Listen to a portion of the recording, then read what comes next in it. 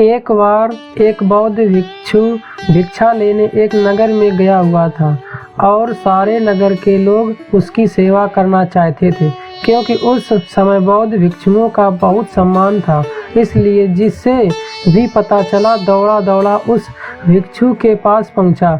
उन्हीं में से एक वेश्या भी थी, जिसने उस भिक्षु के बारे में सुना तो उसे देखने चली गई और जैसे ही उसने उस भिक्षु को देखा हुआ देखती ही रह गई।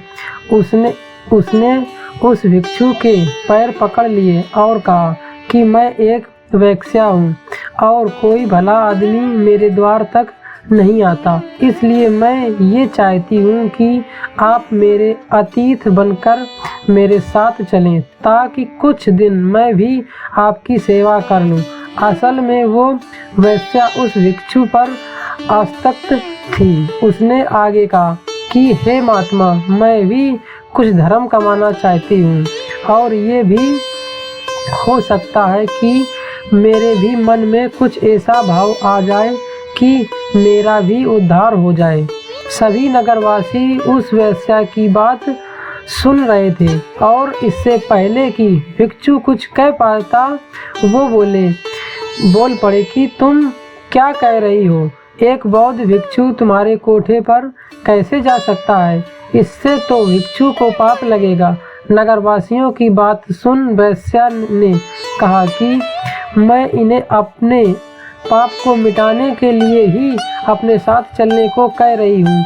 उनकी बातें सुनकर भिक्षु ने कहा कि मैं अपने गुरु बुद्ध से इसकी अनुमति लूँगा, यदि वे कहेंगे तो मैं आपके साथ चलूँगा। ये सुनकर वेश्या ने कहा कि मैं इंतज़ार करूँगी। इतना सुनकर नगर के सेठ ने कहा कि हे महात्मा, ये पापी है, आप मेरे साथ चलिए। इसका कोठा आपके जाने लायक नहीं है।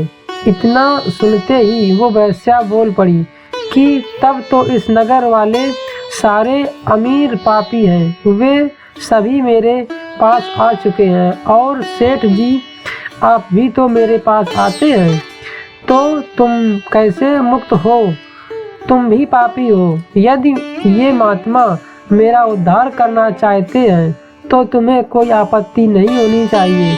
नगर का सेठ चुप हो गया और बौद्ध भिक्षु गुरु बुद्ध के पास अनुमति लेने लौट गया।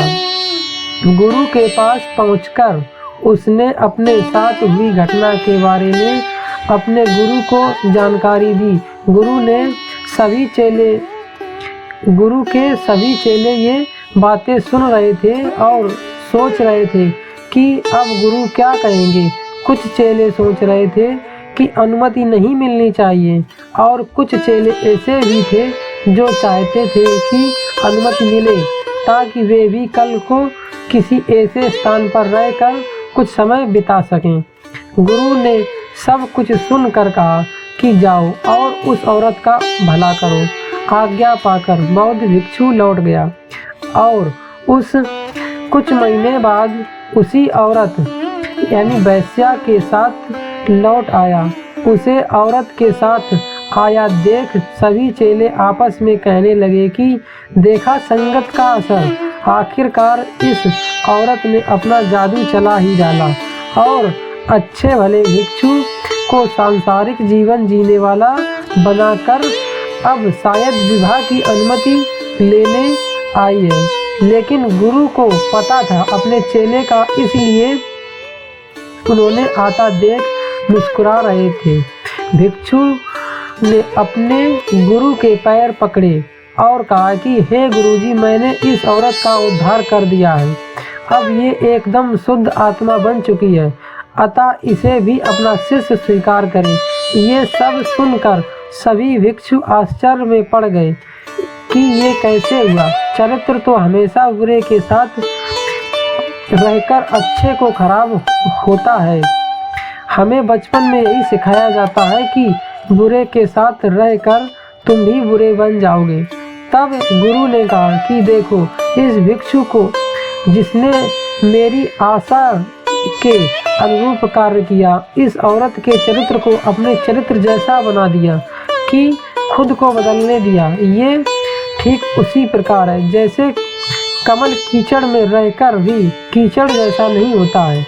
इसीलिए मैं इस कहानी के माध्यम से ये कहना चाहता हूँ कि आपके अंदर यदि बुरे विचार आते हैं तो अपनी संगति बदल डालिए, अच्छे लोगों के साथ रहिए।